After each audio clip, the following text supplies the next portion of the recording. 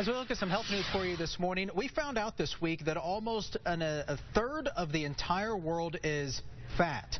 That, according to a study out of the University of Washington. Researchers found more than 2 billion people worldwide are overweight or obese, and no country has been able to curb obesity rates in the last 3 decades. And you know, some people say part of that problem is junk food and really eating habits in general. Exactly. So we brought in an expert. Dr. Suneil Jain is a naturopath here to talk a little bit about, you know, we've heard sugar bad for you, junk food bad for you, but what can it actually do to your body? Well, you know, junk food is a huge problem in our society, and the thing is that we have a lot of food that is sold in grocery stores has added sugar in it. That we don't know is junk food, right? We don't even realize it. You know, we've got this lunch meat, we've got salad dressings, we've got cereals, and what happens is that cereal causes a whole host of issues, from metabolic syndrome, obesity, cardiovascular disease, inflammation in general.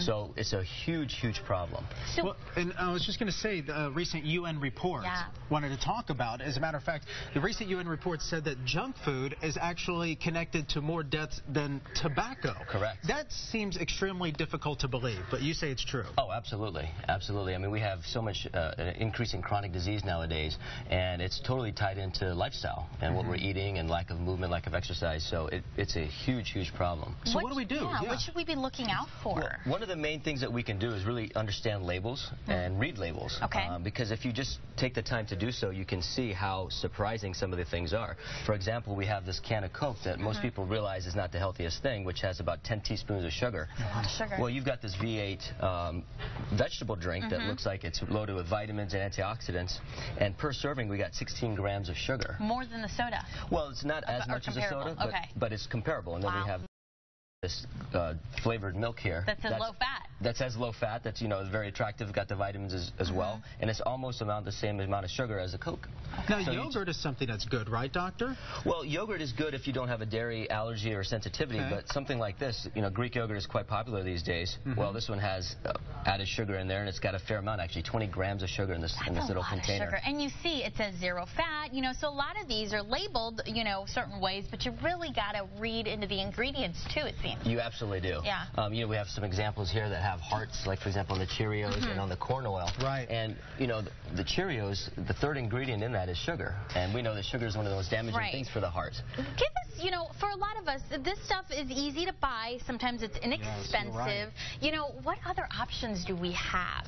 You know, the best thing to do is prepare ahead of time, because people think that, I mean, no doubt, eating overall healthier is a little bit more expensive, but it's a small price to pay in the short term compared to the long-term costs that are incurred. So if you prepare ahead of time and really just analyze and get snacks ready, I think that's the main thing. On the go, prepare your meals ahead of time, so it's not just last minute where you tend to rush to some of these things. Trade out maybe for some veggies instead of certain things. Well, I mean, Whole Foods, mostly plant-based diet is definitely the way to go. And really understand calories also, because calories are not just something that is equal, because we have calories.